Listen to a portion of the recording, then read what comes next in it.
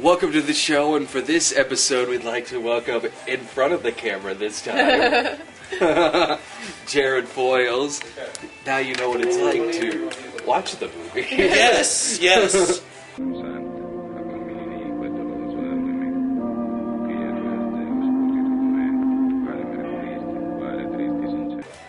Damn you. Oh, come on. What did you think of your first Bruno Mattei movie ever? Oh my god, it was awesome!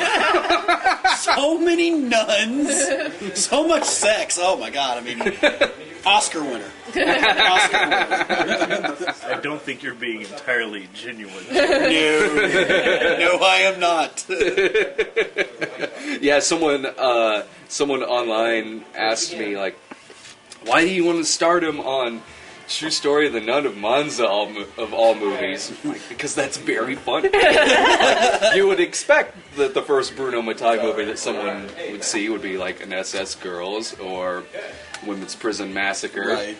Not the True Story of the Nun of Monza. You just make me dive right in. If you're going to start, you got to start somewhere good. Yeah, I will say this though. I think to make it easy, I think I'll just like look at you guys like this.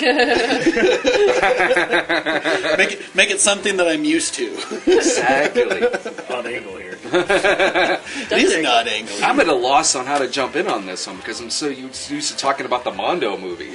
Right off the bat. The Mondo movies, like, remember that one scene, and then that one scene. Well, this one has a narrative. It's one hard. scene where the two horses were fucking each other. Yeah, I was going to say right off the bat, 2 words, horse dick. This is sort of to introduce you to the feel of the movie. Yeah, oh yeah. Yeah. The way that I described that scene was, this is the first fucking scene in the movie. This is before the opening credits. Is that it's like the baptism assassination scene in The Godfather. You know, it's crossing the baptism with people with the heads of the families getting whacked. But in this movie, I mean, practically the same thing. Nun getting ordained, I guess that's the right word, and mixing that in with a horse fucking. Yeah.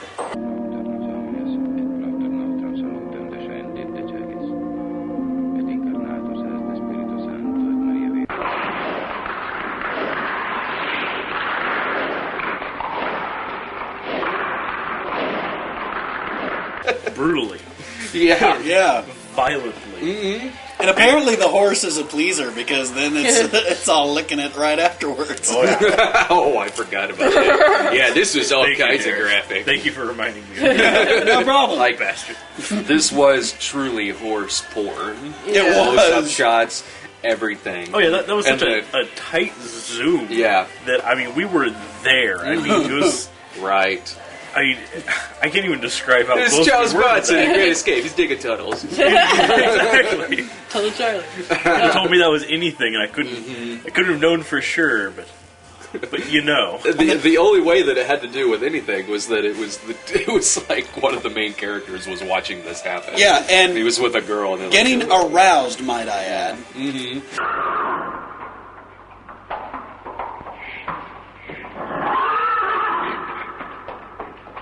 Look at this, honey. It's going to be us later. Well, we had kind of a hard time following the plot of the movie. You know, it's first of all our first one in the plot for quite a while, but second of all, it's so hard to tell the nuns apart. You know, because they're all decked out in their nun garb. Some of the extra nuns was like the main one who plays Sister Virginia. I've seen in other stuff before. Mainly Cannibal Ferox. I've seen her pop up in a few other. She was in Anthropophagus, but every time I see her, I'm like, oh, Zora Kurova, the girl who got hung by her tits in Cannibal Ferox. Because every actress has Yeah, to have, that's not the thing you want to be typecast. oh yeah, they always have to have like one thing like instantly jumps to mind, and Yeah. hung by your tits. That's the way it goes down sometimes.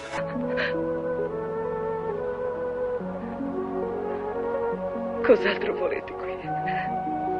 Forse non siete ancora sazio. Forse dopo la furia, lo sfogo dei sensi, cercate anche lo scherno, la derisione.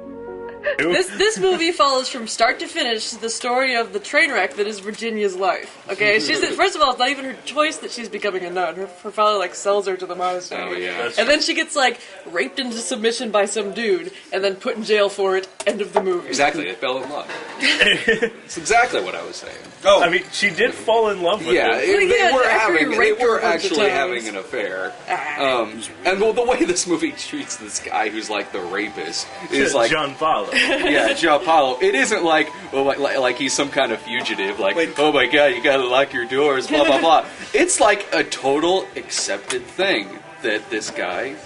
Yeah, it's just the movie kind of glosses over it. But apparently he's done this before, too. He mentions it. Questo non è la prima infamia che compi, pazzo assassino. Guarda le tue mani. Grondano ancora di sangue e non basterebbe tutta l'acqua santa della chiesa per lavarle. No, prete. I tuoi sermoni conservali per quei 4 villani che ci credono. Con me non attacca, lo sai. I thought his name was Osseo. Who's Osseo? Okay. Gianpaolo was the rapist guy. Yeah, that's what I was saying. I thought That might be it was his last. Oh, But it has like about 5 scenes that kind of go along with that narrative. But everything else in the movie, seriously, could have been, all these other scenes could have been interchanged with each other, and you wouldn't have been able to tell the least bit of difference. It wouldn't have caused any confusion whatsoever. There's a subplot with a priest in it who's Who's apparently best friends with Gianpaolo and keeps like letting him in to like savage the nuns. No, it seemed like all the subplots, the main point of them was to say, hey, there's something seriously messed up with these nuns. You know, like the two of them were They're having like the horrible lesbian people. affair, but they actually hated each other. And then like the Mother Superior got replaced by that other lady. yeah. And so they locked the Mother Superior up in the attic to die.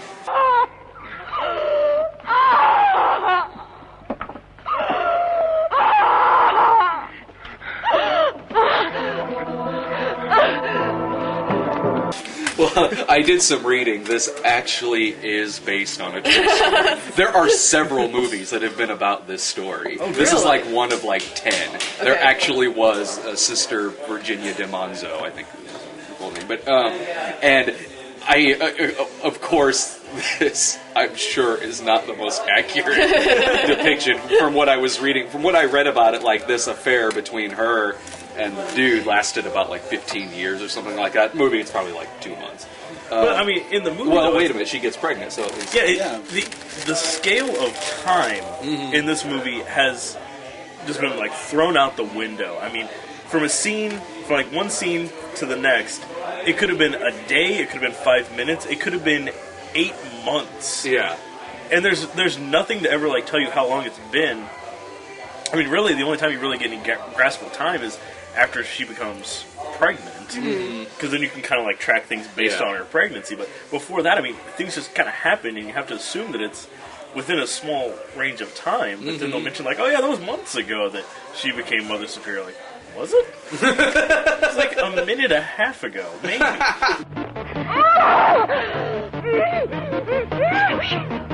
Sta uscendo.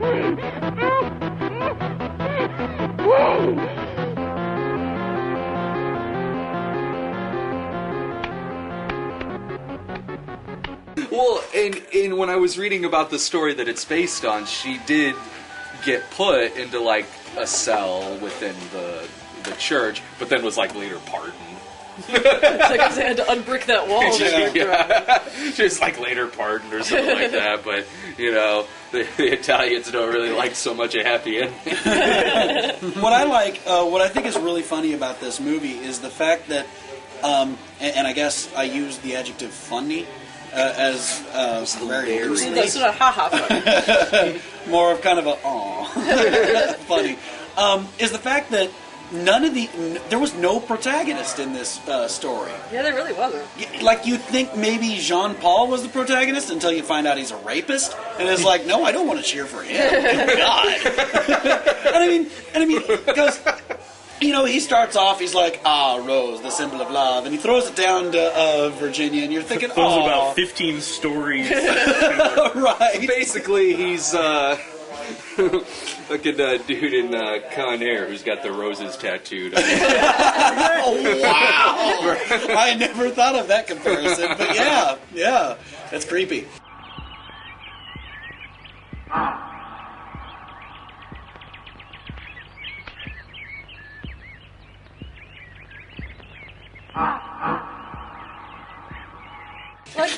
if you look at it one way, that like that little coven of elderly nuns were the protagonists because they were kind of trying to fix things there at the end. Yeah, at the end, but I mean, through the majority. But of they're the kind of like movie, harumping around in the background when the naughty stuff is going on. What I like best about the movie, which isn't saying that much because I didn't like the movie, but was the Franco Garofalo character, who the fucking crazy fucker from Hell of the Living Dead, who shows up as crazy priest. The guy's he's like the William Sanderson of Italy. He shows up as a crazy priest. He's dressed in like the John Lovitz Satan outfit at one point, and actually gives a confessional in that outfit, and then like rapes him. He just bursts through the rape. I thought it was Virginia he raped. Well, He didn't really rape her. He just kind of like pinned her down and licked her a bunch. He definitely tried. Yeah. Tu che nascondi alla luce i seni, quei seni così sodi e gonfi, le cosce che fanno impazzire l'uomo che le carezza, il ventre che ho sognato di poter accarezzare con le mie mani. Well, we also saw another familiar face towards the end of the movie. There was a archbishop or somebody. I forget exactly who it was. The Inquisitor that shows up towards the end. The bishop. It was Crazy Carl. Yeah, we didn't recognize him at first. He wasn't like, oh shit, it's Crazy Carl. He still had. Yeah, he wasn't acting as crazy. Meaning he wasn't raping someone while Gabriel Carrara is sitting there cackling his ass off. He still has the monobrow. Yeah, still got the big old unibrow. Le vostre accuse sono molto gravi. Guai se fossero prive del giusto fondamento. Il diavolo c'è, padre, ed è per questo che voi siete qui.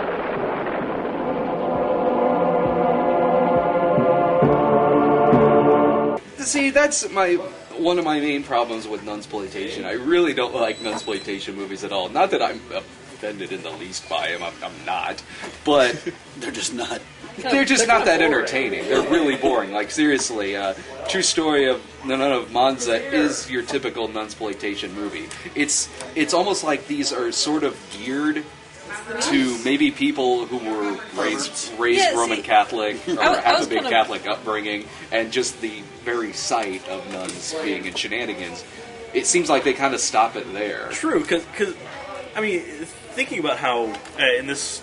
You know, this may be a gross generalization, so forgive me, but it seems like, by and large, Italy as a whole is predominantly Roman Catholic. Yeah. So, you know, seeing something like this over there, I mean, it's got to be, you know, to that sort of person, it's got to seem fairly shocking to see a movie like this. But on the whole, like, you know, for the outside world, and especially here, like, you know, years after the fact.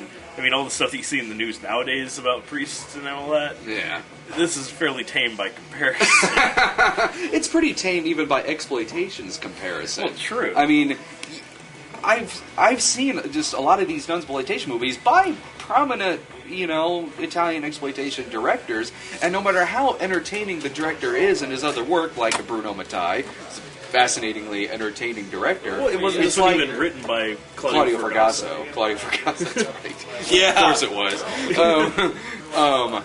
Yeah, with it being written by him, directed by Bruno Mattei. It's got Crazy Fucker from Hell of the Living got Crazy Fucker from Hell of the Living Dead in it, Crazy Carl, and not even they can make this movie crazy.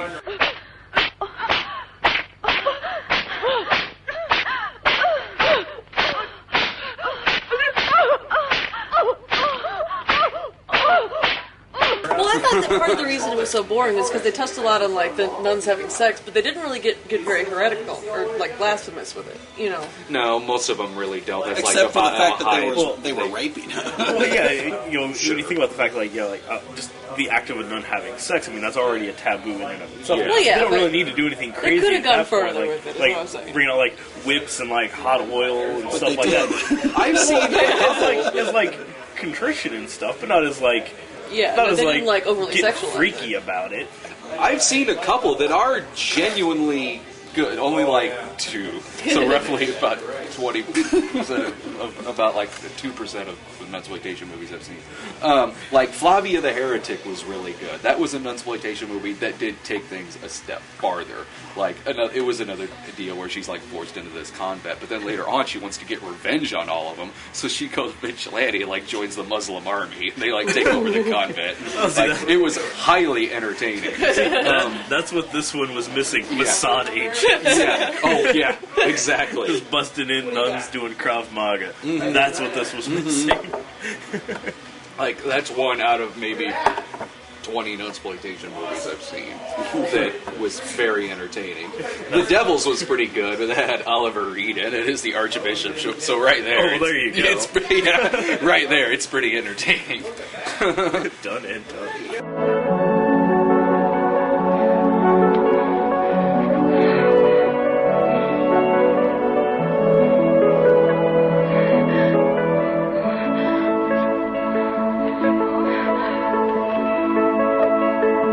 I liked in this one how that sex scene between Sister Virginia and what's the fucker's name again? Osseo? Sure. Gianpaolo. Where you could see her thong tack. Her Her thong tan line in the back. That was awesome. It really took me out of the movie, man. To just kind of explain briefly why we keep forgetting that his name was Gianpaolo is because and we looked at the timestamp on it. It was about 100. That was the priest. It was about an hour and 15 minutes into the movie that we actually find out that his name's Gianpaolo. Okay. They've never said his name before that point. Okay, so yeah, the priest, the rapist guy was Osseo. So then the priest was Jean Paul. The priest wasn't Jean Paul. No, Jean Paul was the rapist. Maybe the priest was the priest. No, his name was like his name was Don Aragone. Don Evergone or something like that. Are you sure? Because I could have swore that's what we were. Because when I read about the story that it's based on, like the real guy, I don't think his name was Jean Paolo, but it was something kind of close. Because I noticed throughout the entire movie, the guy was calling the priest. You know, he was all like, "Help me out, priest," and it's con Dios. and Gianpaolo, I mean, no one ever called him anything. Just like, that guy who happens to be wandering around our they convent just for some find like the pronoun game. Why the hell was he there? Was he there? Because, obviously, he seemed to be friends with the priest, but for the majority of the time, the priest doesn't even seem to like him. Like he's just kind of like putting up with him. Whereas then he gives him that book. Yeah. That some other like How to Seduce a Nun. Yeah, some other Monsignor had written this book on how to successfully woo a nun into having sex, which seducing a nun for dummies. They got how-to books for everything. The thing was like a tome, though. It was like Chapter 1: Don't show them Bad Lieutenant. Questo è un libro prezioso in certi casi. Pensa che l'ha scritto un monsignore. Contiene tutte le giustificazioni morali e le frasi giuste per conquistare una suora. What I like too, I like the scene where the dude is kind of laying there, sprawl across the bed like this, waiting for the nun to take off her clothes and to jump into bed with him, and he's kind of sitting there all seductive, waiting. It takes her probably a good 5 minutes to get that she's like pulling off fabric layers and layers and layers. I didn't realize that the habit and all that is like a 35-piece garbage. Just one little piece, protect them then from another guys little like Jean Paolo. piece, another little piece. Well, then when they actually got down to their undergarments, it was kind of a thong thing. It was Sort of. It was like a bikini. Oldie time underwear. It was like a bikini with like tie sides. That's why she had the thong. She was in her nun thong and just out the back of the castle tanning. Nun thong. I like that. And that's the only real undergarment they were wearing, so I'd explain why there were no tan lines anywhere else. Exactly. And I mean, it looked like they probably did pretty good sun there in the back of the rectory. Yeah. So to speak.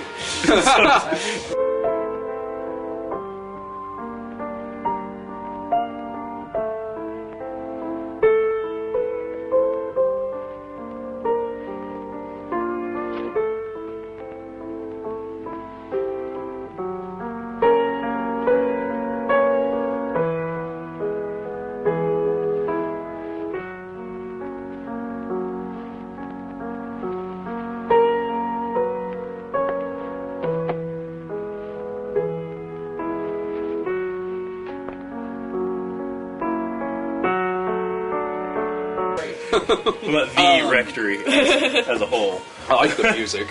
I like the soundtrack. The soundtrack was great. It sounded like you got a group of people together who maybe 10 years ago heard the theme to The Beyond, and they're all trying to sing it at the same time. It sounds almost exactly like Journey. I pride myself on impersonating it quite, And that was like the theme they'd introduce whenever the nuns were engaged in shenanigans. Yeah, but like things were going on that shouldn't be going on, especially more like kind of sinister things with like these underlying motivations. Then it would kick up, and yeah, I mean it basically it continues the trend of Bruno Mattei movies having the best soundtracks ever. His music, it's fantastic. Well, there have been some cases where he's gotten the music from other movies. I don't know if this is necessarily the case. If so, I haven't heard it in any other movie, but like Hell of the Living Dead, which is featuring the goblins. Oh my god! No, not those guys. Those are trolls. Oh, right. And is hailed from Nilbog. Nilbog, yeah.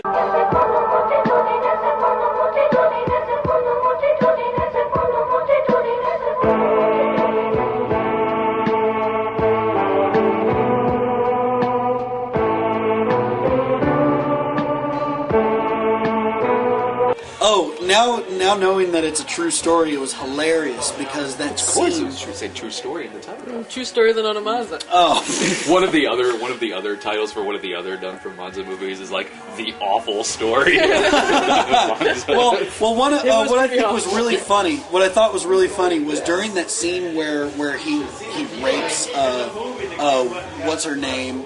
Virginia, Sister Virginia. where he rapes Sister Virginia, and her friend is sitting there like masturbating, and the other nun is like hitting on the priest. I'm like, oh my god, what kind of convent is Well, I this? felt that part was grounded in reality. And you guys are all like, yeah, Jared, because it's a true story. He served us. Lawyered. He lawyered us. I lawyered you. Everything in this movie happened. Yes. Exactly the way it says.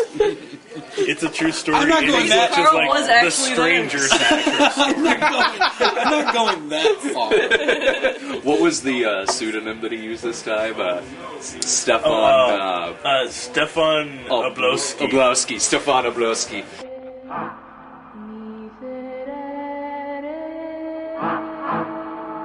I think that's like his nun movie pseudonym. Oh, nice. So like for Mondo movies, he's Jimmy B. Mathis. For like action movies, he's Vincent Dawn. Compartmentalizing. Exactly. Then the one random movie where he's Bob Hunter. I particularly like that one. What was it last time for a perversion of sex? Like George Smith. Yeah. Oh, George that's Smith. great.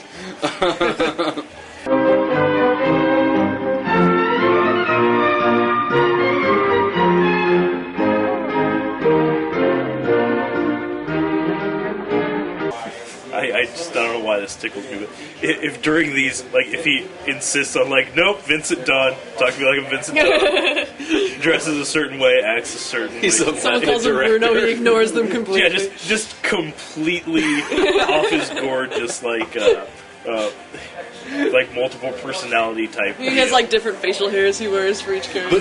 But since sometimes he still keeps his actual name on there, like as a writer or an editor, he allows himself to be called Bruno Mattei only if it's a question regarding the writing. He's like, wait, takes off one hat and puts on another. Alright, what was the question? Alright, I'll have to run that past the director. Hi, Bruno Mattei here. Like the mad scientist in Transylvania 65000. I was thinking more there's a Monty Python sketch, I think, where Michael Palin's behind the counter and he keeps like ducking down and coming back up. Oh, yeah.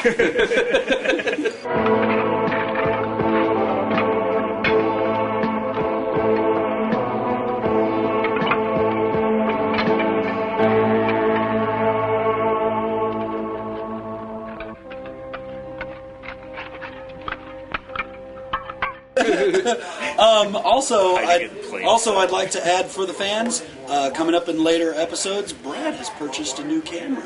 So we're going to see some, probably some better resolution, and yeah. So yeah, get ready for that in future episodes. HD.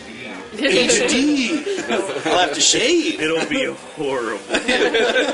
You don't want to know what we really look like. I mean, we Vaseline the lens here.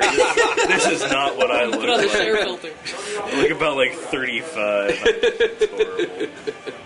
Well, we'll see you next time when we start getting into the popular Bruno Mattei movies. The ones you've actually heard? Yeah. The ones you want to watch. Exactly. Next time will be Hell of the Living Dead.